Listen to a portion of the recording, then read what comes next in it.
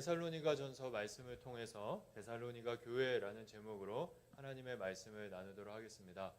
성도 여러분, 오늘은 비가 오는 습한 날씨지만 불타는 여름, 불붙는 말씀 뭔지 아시나요? 여름 캠프의 표어인데 불타는 여름, 불붙는 말씀, 이 여름 캠프가 이제 시작됐는데요. 이 캠프를 통해 다들 풍성한 은혜를 누리고 계시나요? 다들 은혜 받으셨을 줄 믿습니다. 저는 개인적으로 이제 강사 목사님의 그 설교를 통해서 우리에게 값없는 은혜를 베푸신 그 예수님이 얼마나 선하신 분이신지 새롭게 깨닫게 된 것 같습니다. 또 담임 목사님을 통해서 선포된 말씀이었죠. 복음으로 기뻐하는 교회, 우리 교회의 비전에 대한 그 말씀을 통해서 건강한 교회에 대한 확신도 커져가는 그런 시간이었던 것 같습니다. 이제 앞으로 두 번의 시간, 총 4번의 시간이 이제 남았죠. 주일 설교와 함께 저녁 예배 이렇게 남아 있는데 이 4번의 시간을 통하여서 더 풍성한 은혜를 누리시는 우리 모든 성도님들 되시기를 축복합니다. 성도 여러분, 건강한 교회는 어떤 교회일까요? 근본적으로 질문해 보면 교회라는 것은 또 무엇일까요? 그리스도인의 삶에 있어서 교회란 무엇인가 라는 질문은 매우 중요한 질문이라고 할 수 있습니다. 왜냐하면요, 그리스도인인 우리 한 사람 한 사람이 교회이기 때문입니다. 일부 그리스도인들과 또 세상 사람들은 교회의 영광스러움, 또 교회의 교회다움을 교회의 건물인 예배당에서 찾는 경향이 있습니다. 건물이 크고 잘 지어져 있으면 괜찮은 교회라고 생각하는 것이죠. 이런 생각이 어느 정도는 이해는 되지만 건강한 믿음에서 나온 생각이라고 하기에는 좀 어려운 것 같습니다. 이런 오해는 교회를 건물로 이해하는 것에서부터 시작된 것이죠.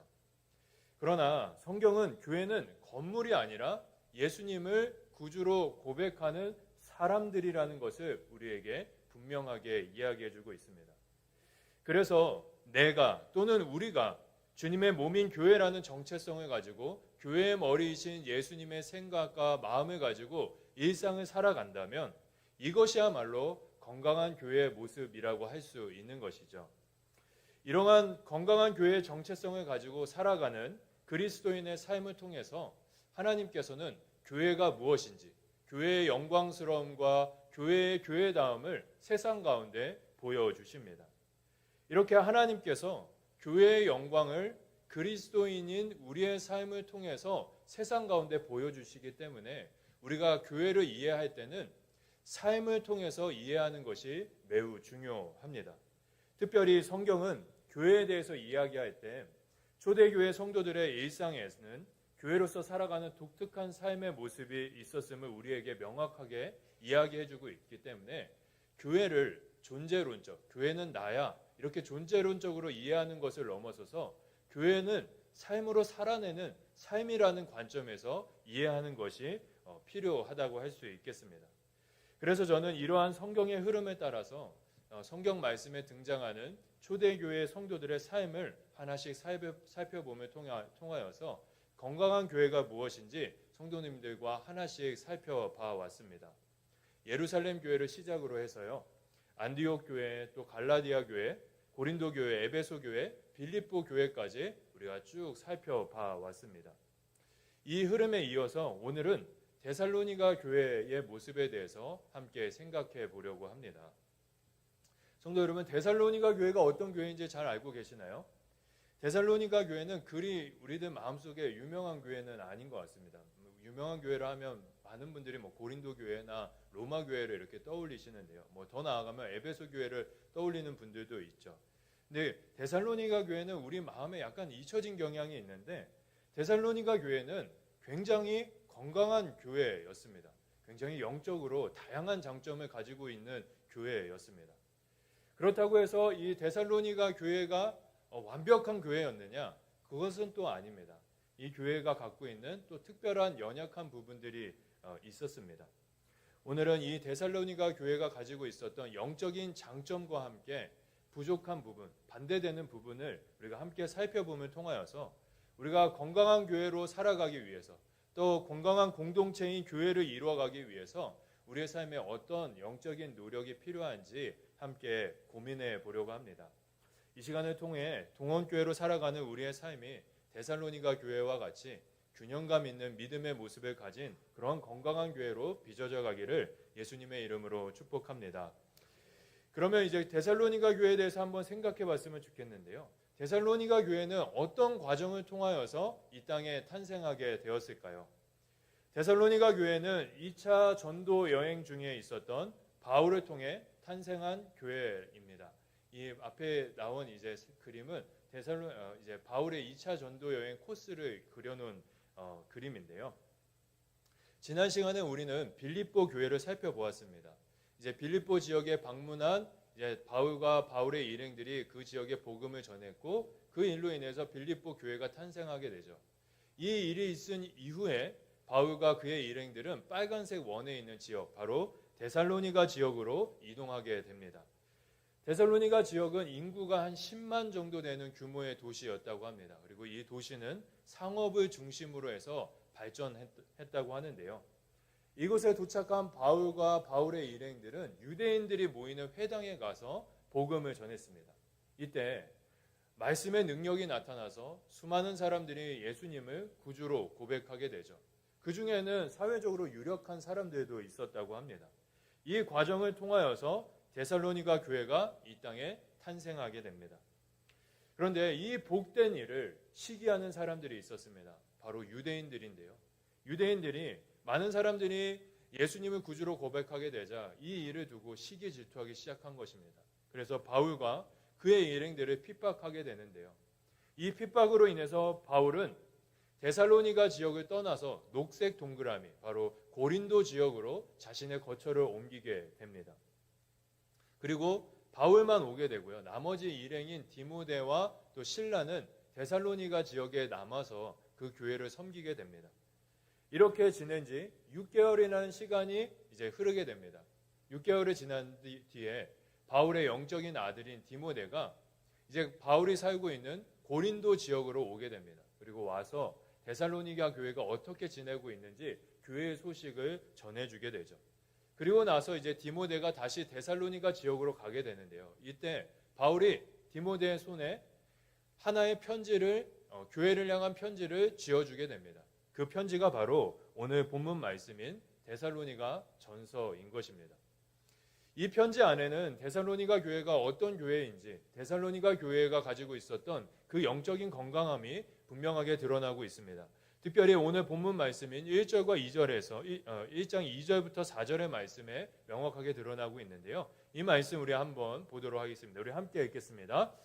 우리가 너희 모두로 말미암아 항상 하나님께 감사하며 믿음의 역사와 사랑의 수고와 우리 주 예수 그리스도에 대한 소망의 인내를 우리 하나님 아버지 앞에서 끊임없이 기억함이니 하나님의 사랑하심을 받은 형제들아 너희를 택하심을 아노라. 아멘. 우리 붉은색 부분만 우리 다시 한번 읽어볼까요? 함께 읽겠습니다. 너희의 믿음의 역사와 사랑의 수고와 우리 주 예수 그리스도에 대한 소망의 인내를.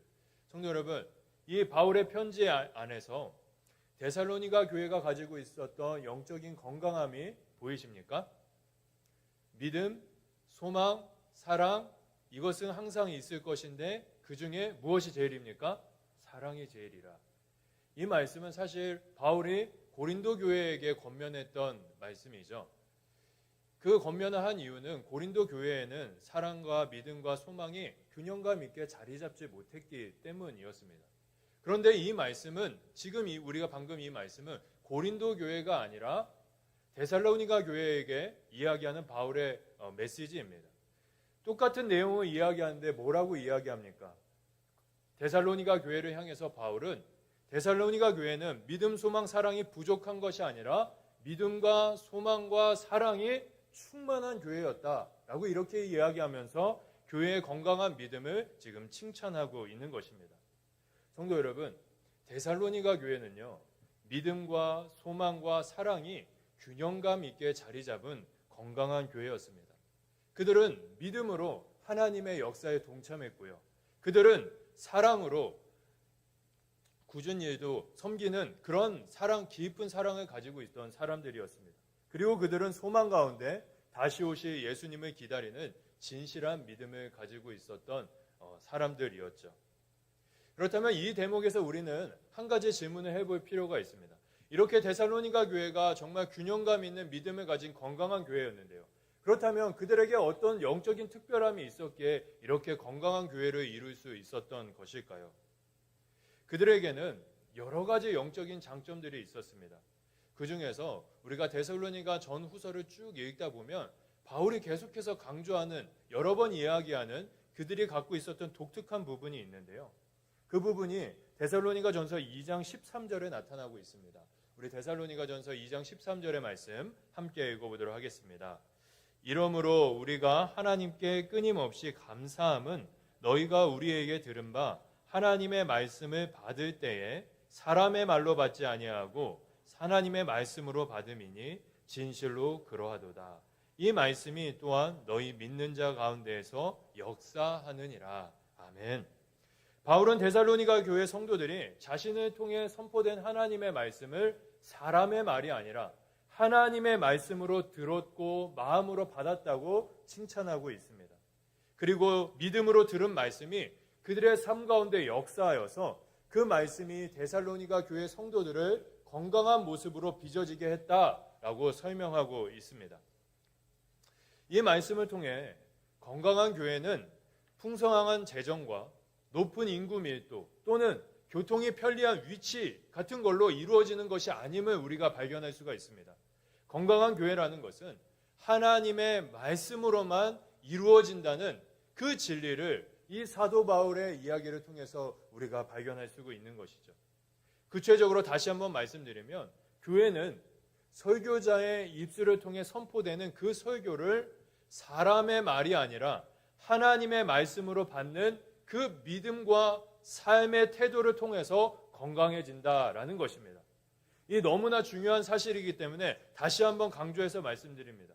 성도 여러분, 교회는요, 설교를 하나님의 말씀으로 받는 그 믿음과 삶의 태도를 통하여서 건강해지는 것입니다. 이것은요, 목회자의 말이나 설교자의 말을 맹목적으로 따라야 된다, 그런 이야기가 아닙니다. 설교자를 통해 선포되는 그 설교를 하나님의 말씀으로 받는다는 것은요, 설교자를 신뢰하는 것이 아니라 설교자 뒤에 계신 하나님을 신뢰하고 설교자를 통해서 말씀하시는 그 하나님의 말씀에 귀 기울이고 설교자 뒤에 계신 그 하나님을 믿음으로 바라보는 것을 의미하는 것입니다. 참 안타까운 일이지만 하나님과 사람들 앞에 가장 실수가 많은 부류의 사람들 중 하나가 바로 저와 같은 설교자 또는 목회자입니다. 그렇기에 설교를 하나님의 말씀으로 받기 위해서는요, 설교자를 신뢰하는 것이 아니라 설교자 뒤에 계시며 설교자를 통해서 말씀하시는 그 하나님을 바라볼 수 있는 영적인 성숙함과 그 영적인 실력이 우리에게 매우 필요합니다. 성도 여러분, 히브리서 말씀에 보면 이런 말씀이 있습니다. 단단한 음식을 먹을 수 있는 성숙한 믿음이 있는가 하면 반대로 부드러운 젖과 같은 음식만을 먹어야 되는 연약한 어린 믿음이 있다라는 말씀이 있습니다. 이 말씀을 통해서 생각해 보면 설교자에게도 이제 여러 가지 영적인 실력의 단계가 있듯이 설교를 듣는 이들에게도 영적인 실력이 단계적으로 다 나뉜다는 것을 우리가 생각해 볼 수 있습니다. 설교를 들을 때 다 똑같은 영적인 실력으로 말씀을 듣는 것은 아니라는 것이죠. 설교를 들을 때 어떤 이들은 몸은 앉아 있지만 그러니까 머리로는 이제 완전히 다른 세계에 계신 분들이 있습니다. 삶의 여러 가지 이제 염려와 걱정들, 아니면 이제 뭘 사야 될지 쇼핑 리스트를 생각하는 분들도 계시겠죠. 이런 분들은 혼자 이렇게 밥을 먹을 수 없는 영적으로 매우 어린 상태라고 볼 수 있습니다. 이런 분들에게는 성숙한 분들의 도움이 필요하겠죠. 어떤 이들은 딴 생각을 하다가 자신이 관심 있는 내용이 딱 나오면은 그것만 듣고 그것만 기억하고 예배당을 떠나는 그런 분들도 계십니다. 이런 분들은 이제 부드러운 음식만 먹을 수 있는 그런 영적인 실력을 가지고 있는 분들이라 할 수 있을 것입니다. 이보다 좀 더 성숙한 분들이 계시죠. 어떤 분들은 집중하여서 말씀을 들으면서 설교자의 그 의도를 정확하게 파악할 뿐 아니라 그 의도를 통해서 하나님의 말씀이 무엇을 이야기하고 있는지 제대로 이해하는 분들입니다. 이런 분들은 히브리서가 이야기하고 있는 것처럼 딱딱한 음식을 먹을 수 있는 그런 영적인 실력을 갖춘 분들이라고 할 수 있을 것입니다. 그런데 성도 여러분, 이거보다 더 깊은, 더 높은 수준의 실력을 가지고 계신 분들이 계십니다. 이분들은요, 말씀을 머리로 이해하는 것을 넘어서 말씀 앞에 자신의 삶을 깨뜨리는 분들이십니다. 말씀을 통해 나의 연약함을 발견하고 그 앞에 내 삶을 깨뜨림으로 하나님의 말씀이 나를 온전케 하는 그 은혜가 무엇인지 알고 경험하고 사모하는 분들, 그런 분들이 이런 분들인 것이죠. 성도 여러분, 우리 모두는 지금 하나님 말씀 앞에 서 있습니다. 그 말씀 앞에 그 말씀을 듣는 우리의 믿음의 실력은 어디쯤에 있습니까? 혹시 우리의 모습이 다른 생각을 하는 그런 아주 어린 단계에 있지는 않습니까? 혹은 내가 관심 있는 것만 듣는 그런 단계에 있지는 않습니까? 더 나아가서 우리의 모습이 말씀을 문맥에 따라서 설교자의 의도에 따라서 정확하게 이해하는 그런 단계에 있으십니까? 바라기는 설교를 통해 선포되는 그 말씀을 사람의 말이 아니라 하나님의 말씀으로 받아 그 말씀 앞에 나의 삶을 깨뜨리고 그 말씀이 나를 살리고 교회를 건강하게 하는 그 믿음의 역사를 경험하고 사모하는 우리들이 되기를 간절히 소망합니다. 이것을 왜 우리가 사모해야 합니까? 앞에서 말씀드린 대로 하나님의 말씀을 하나님의 말씀으로 받을 때 비로소 우리의 영혼이 살아나게 되고 우리의 교회가 건강하게 되기 때문입니다. 성도 여러분, 모세 시대의 이스라엘과 그 다음 세대인 여호수아 세대의 이스라엘을 다들 잘 알고 계실 거라고 생각이 됩니다. 근데 이 두 세대 이렇게 비교해 보면 명확하게 상반되는 특징을 갖고 있는 세대이죠. 모세 시대의 이스라엘은 날마다 하나님 앞에 불평불만했던 그런 세대입니다. 반대로 여호수아 세대는 날마다 하나님의 말씀을 듣고 그 하나님의 말씀을 날마다 신뢰하며 살아갔던 세대이죠. 그래서 그들의 마지막 결과도 다릅니다. 모세 시대는 광야에서 생을 마감했지만 여호수아 시대는 완벽하진 않지만 가나안 땅을 정복하는 영광을 누렸습니다. 모세 시대는 우리가 반면교사 삼아야 하는 사람들이고 여호수아 세대는 우리가 닮아가야 하는 그런 사람들인 것이죠. 그렇다면 성도 여러분, 이 두 세대가 이렇게 큰 차이를 보이는데 이러한 영적인 차이를 보였던 그 근본적인 원인이 무엇이라고 생각하시나요? 이러한 큰 차이를 낳은 영적인 원인은 바로 하나님께서 세우신 하나님의 사람을 통해 선포되는 그 하나님의 말씀을 듣는 영적인 실력으로 인해서 이러한 차이가 나게 된 것입니다.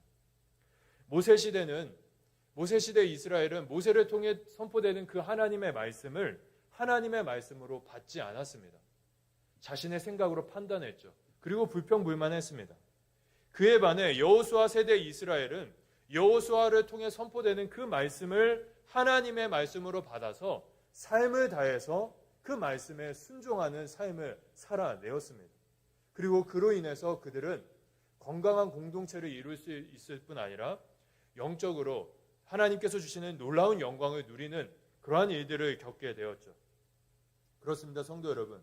교회로 살아가는 내 삶의 영적인 건강과 또 교회 공동체의 건강함은 선포되는 그 말씀을 사람의 말이 아니라 하나님의 말씀으로 받는 믿음과 그 삶의 태도를 통해서 우리에게 주어지는 것입니다. 이 사실을 기억하며 언제나 하나님의 말씀을 하나님의 말씀답게 듣고 받는 그러한 삶이 우리의 삶이 되기를 간절히 소망합니다. 우리가 그러할 때 우리는 영적으로 더욱더 건강하게 될 것입니다. 또 우리가 함께 이루어가고 있는 이 동원교회라는 공동체는 더욱더 건강하게 될 줄 믿습니다. 우리가 이렇게 믿음으로 우리가 열심을 내어야 할 부분이 있다면 우리가 건강한 삶을 살아내고 건강한 공동체를 이루기 위해 경계해야 할 것도 한 가지가 있습니다. 그것은 이제 데살로니가 교회가 가지고 있었던 영적인 연약함을 통하여서 우리가 발견할 수가 있는데요. 데살로니가 교회 성도들은요, 심한 핍박 속에 삶을 살아갔습니다. 그로 인해서 여러 사람들이 생명을 잃었다고 하는데요.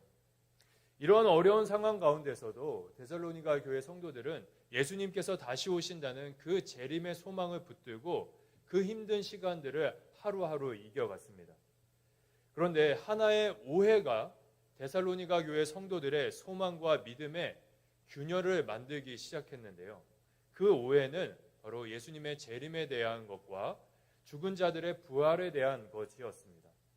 데살로니가 교회 성도들은 예수님이 다시 오실 것을 굳게 믿고 있었습니다. 그러나 그들은 주님이 다시 오실 때 죽은 자들이 부활하게 될 것이라는 사실은 명확하게 알지 못하고 있었습니다. 그래서 그들은 예수님이 다시 오시면 핍박으로 인해서 생명을 잃은 같은 교회 성도들이 예수님을 만나지 못하게 되는 것이 아닌가, 그렇게 생각하여서 깊은 슬픔에 빠져 있었다고 합니다. 이 사실을 디모데가 사도 바울에게 전했죠. 그리고 사도 바울은 그 소식을 듣고 예수님의 재림 이후에 일어날 일들에 대해서 편지에 설명하게 됩니다. 그 내용이 데살로니가 전서 4장 16절부터 17절의 말씀에 나타나고 있는데요. 이 말씀 우리 같이 한번 읽어보도록 하겠습니다. 함께 읽겠습니다. 주께서 호령과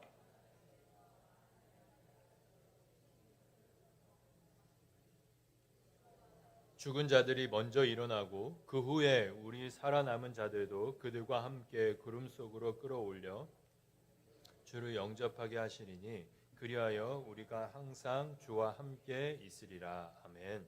바울은 예수님께서 다시 오시면 가장 먼저 죽은 자들을 부활하게 하실 것이라고 이야기합니다. 그리고 나서는 살아있는 자들이 이제 공중에 들려 올라가게 될 것이라고 주님의 재림과 죽은 자들의 부활에 대해서 자세하게 설명을 해줍니다. 바울의 이러한 설명을 통해 재림과 부활에 대해서 오해하고 있었던 데살로니가 교회의 성도들의 그 오해는 완전히 해소되었을 것입니다. 근데 문제는요, 바로 이 시점부터 일어나기 시작했습니다. 재림과 부활에 대한 진리가 많은 이들을 자유롭게 했습니다. 그런데 사람이 가진 재성으로 인해서 이 진리를 잘못 해석하고 그로 인해서 그릇된 열매가 교회 안에 맺어지기 시작했습니다. 그들이 가지고 있었던 문제는 무엇이었을까요? 그 문제가 데살로니가 전서를 넘어 후서에서 발견할 수가 있습니다. 데살로니가 후서 3장에 보면 사도 바울이 교회 성도들을 향해서 이렇게 권면을 합니다. 우리 데살로니가 후서 우리 3장 10절부터 12절 말씀도 우리 같이 한번 읽어보겠습니다. 우리가 너희와 함께 있을 때에도 너희에게 명하기를 누구든지 일하기 싫어하거든 먹지도 말게 하라 하였더니 우리가 들은즉 너희 가운데 게으르게 행하여 도무지 일하지 아니하고 일을 만들기만 하는 자들이 있다 하니 이런 자들에게 우리가 명하고 주 예수 그리스도 안에서 권하기를 조용히 일하여 자기 양식을 먹으라 하노라. 이 말씀에서 일을 하여 자기 양식을 먹으라 이렇게 권면하는 바울의 말을 통해 우리가 알 수 있듯이 데살로니가 교회 성도들의 그릇된 열매는 일하지 않는 게으름이었습니다. 바울이 전한 재림과 부활에 대한 진리가 많은 이들의 자유함을 주었지만 일부 몇몇 이들이 자신이 가지고 있는 그 재성을 따라 이 말씀을, 진리의 말씀을 잘못 해석한 것이죠. 그들은 예수님이 곧 다시 오실 것이니까, 그렇게 다시 오시면 우리 모두는 하나님 나라에 가게 될 것이니까 오늘 일하는 것은 전혀 아무 의미 없는 일이야 라고 생각하게 된 것입니다. 그래서 그들은 일을 하지 않고 얻어먹으면서 게으른 삶을 하루하루 살아갔던 것이죠. 이에 사도 바울이 그들에게 이야기한 것입니다. 조용히 일하며 자기 양식을 먹으라. 게으름. 성도님들께서는 게으름이라는 이 삶의 태도에 대해서 어떻게 생각하십니까? 우리 함께 예배하고 있는 우리 성도님들은 이제 연륜이 있으시기 때문에 그 연륜이 빚어낸 부지런한 삶이 다들 있을 거라고 생각됩니다. 그래서 일상을 살면서 게으름에 대해서는 그렇게 고민하지 않을 것이라고 생각이 되는데요. 게으름 하면 대부분의 사람들은 특정 부류의 사람들이 보이는 삶의 태도라고 생각을 합니다. 요즘 젊은 사람들은 이 게으름이라는 것을 삶의 태도를 넘어서 사람이 갖는 성향으로 이해하기도 하는데요. 어떻게 보면 게으름에 대한 인식이 조금씩 더 가벼워지는 것 같습니다. 그런데 중요한 것은 하나님께서는 게으름이라는 것을 사람들이 인식하는 것처럼 절대 가볍게 여기지 않으신다라는 것입니다. 청년 시절 저는 제가 가지고 있는 이 게으름의 태도를 고치기 위해서 부단히 노력했던 때가 있었습니다. 군대 전역한 이후였거든요. 군대 전역한 이후에 어느 정도는 이제 삶이 이전처럼 잘 유지가 됐는데 생각보다 잘 안 돼서 이를 고치려고 이제 노력을 했던 것이죠. 그때 이제 서점에 갔는데 그때 책 한 권을 만나게 되었습니다. 그 책은 김남준 목사님이라는 분이 쓴 게으름이라는 책이었습니다. 그 책에서 김남준 목사님은 게으름이라는 것을 하나님께서 어떻게 바라보시는지 하나님의 시선으로 게으름을 설명하고 계셨습니다. 그 책의 내용을 제가 한번 읽어드리도록 하겠습니다. 게으름은 단순한 인간 성향의 문제가 아니라 마음의 부패에 뿌리 내린 그릇된 자기 사랑입니다. 게으름의 원인인 자기 사랑의 정체는 거룩한 삶의 목표를 성취함으로써 하나님께 영광 돌리며 얻는 보람보다 지금 당장 좀 더 편하게 살고자 하는 자기 자신의 육적인 요구를 붙드는 것입니다. 김남준 목사님은 게으름이란 한 사람의 특정한 그런 성향이 아니라 마음이 부패하여 나타나는 그릇된 자기 사랑이라고 이렇게 설명하고 계십니다. 여기서 자기 사랑이라는 것은 담임 목사님께서 설교할 때 항상 강조하시는 부분이죠. 죄의 근원인 자기 중심적 태도, 그것과 같은 말인 것입니다. 그러니까 이제 게으름이라는 것은 자기 사랑이고 자기 사랑은 자기 중심적 태도인 죄의 근원이다라는 이 내용을 이렇게 합쳐보면요. 게으름은 무엇이냐면요. 바로 죄의 열매라는 것입니다. 그냥 한 사람의 삶의 태도가 아니라는 것이죠. 가볍게 여길 것이 아니라는 것입니다. 그렇습니다. 성도 여러분, 육의 시선으로 바라보면 게으름이라는 것은 그냥 평범한 사람의 하나의 모습으로 삶의 태도라고 볼 수 있습니다. 그러나 영적인 시선으로 믿음으로 게으름을 바라보면 그것은 나의 편안함을 위해 하나님의 영광을 훔치는 부패한 마음, 바로 죄의 결과, 죄의 열매인 것입니다. 그렇기에 게으름은 교회로 살아가는 우리의 삶의 영적인 건강과 교회의 영적인 건강을 해치는, 무너뜨리는 위험 요소라고 할 수 있는 것입니다. 그래서 교회로 살아가는 우리는 다른 무엇보다도 이 게으름을 경계해야 하는 것이죠.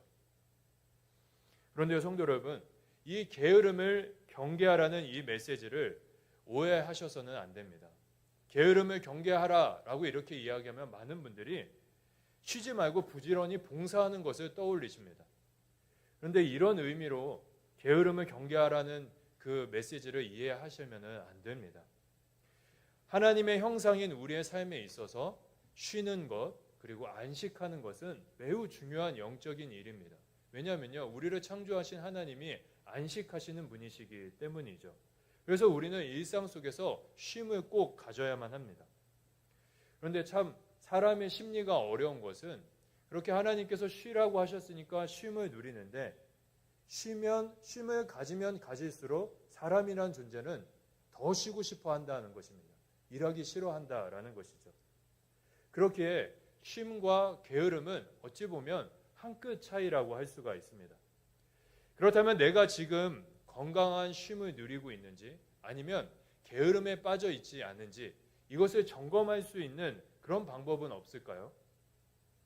김남준 목사님은 자신의 책에서 자신의 영적인 상태를 점검할 수 있는 가이드라인을 체크리스트로 이렇게 책 안에 이렇게 담아 두셨습니다. 그 내용이 우리에게 유익이 될 것 같아서 한 14가지 정도 되는데 한번 소개해 드리려고 합니다. 이게 모두에게 맞지는 않지만 내용을 한번 보시면 좋을 것 같습니다. 첫 번째는 규모 있게 시간을 쓰는가. 두 번째, 기도 시간을 잘 지키는가. 여기서 중요한 것은 기도할 때 그냥 시간만 채우는 것이 아니라 진실하게 기도하는 것이 중요하다고 이야기하십니다. 그리고 성경을 묵상하는가, 공예배를 참석하는가, 말씀에 집중하는가, 근면하게 생활했는가, 부주의하게 일처리하지 않았나, 필요 이상으로 수면을 취하지 않았는가, 아침 시간을 낭비하지 않았는가, 취미에 과도한 열정을 쓰지 않았나, 불필요한 만남과 생각을 가지지 않았나, 과시하지 않았나, 잠들기 전 하루를 반성하였는가? 내일 계획을 세웠는가? 이것이 우리의 삶 가운데 잘 유지되면서 우리가 쉼을 누리고 있다면 우리는 게으른 것이 아니겠죠. 여기서 많은 부분들이 무너져 있다면 우리는 아마 게으름에 노출되어 있는 것일 것입니다. 김남주 목사님이 제시한 이 체크리스트가 우리 모든 성도님들의 삶의 결에 맞지는 않을 거라고 생각이 됩니다. 그래도 이 내용을 이렇게 가만히 읽어보면 어느 정도는 일리 있는 이야기입니다. 그래서 이것을 바탕으로 나만의 영적인 체크리스트를 우리가 만든다면 우리는 하나님 안에서 쉼과 게으름을 분명하게 구별할 수 있는 영적인 실력을 갖추게 될 것입니다. 그리고 이러한 영적인 분별력은 우리의 삶과 우리의 공동체를 더욱더 건강하게 만들어 줄 것입니다. 게으름이 가진 영적인 이 위험성을 우리가 믿음으로 인식하고 말씀으로 깨어 있으므로 건강한 삶과 건강한 교회를 이루어가는 우리 모든 성도님들의 삶이 되기를 간절히 소망합니다. 설교를 준비하면서 데살로니가 전후서를 여러 번 이렇게 읽으면서 묵상하였습니다. 근데 읽으면 읽을수록 제 마음 가운데 저의 삶이 연약한 부분이 많지만 또 우리 공동체가 연약한 부분들이 있지만 결국에는 주님 보시기에 건강한 삶을 살아내고 건강한 교회를 이루어낼 것이라는 확신을 가지게 되었습니다. 이 확신은요, 제가 가지고 있던 어떤 장점 때문만이 아닙니다. 그리고 또 우리 교회가 갖고 있는 영적인 장점 때문에 이러한 확신을 가진 것도 아닙니다. 데살로니가전서 5장을 보면요, 사도 바울이 성도들에게 교회로 살아가는 것은 이러한 것입니다 라고 설명하면서 바울이 마지막 쯤에 데살로니가 교회는 결국에는 지금보다 훨씬 더 건강한 교회가 될 것이라고 확신하며 한 가지 말을 합니다. 그 말이 무엇이냐면 데살로니가 전서 5장 24절의 말씀인데요. 이 말씀 우리 같이 한번 읽어보았으면 좋겠습니다. 너희를 부르신 이는 미쁘시니 그가 또한 이루시리라. 너희를 부르신 이는 미쁘시니 하나님은 신실하시니 그가 또한 이루시리라. 아멘. 바울은 미쁘신 하나님, 바로 하나님의 신실하심이 데살로니가 교회를 더욱 건강하게 할 뿐 아니라 주님 다시 오실 때에 흠없는 모습으로 그들을 주님 앞에 서게 하실 것이라는 것을 확신하고 있습니다.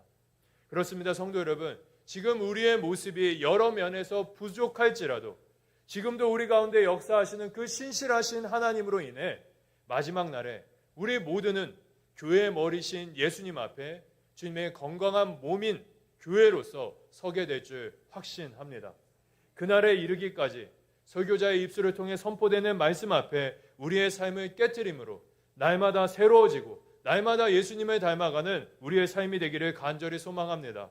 이와 함께 우리 안에 있는 이 게으름을 경계하며 늘 깨어 충성스러운 모습으로 다시 오실 예수님을 기다리는 우리 모든 성도님들의 삶, 우리 동원교회가 되기를 예수님의 이름으로 축복합니다. 이 시간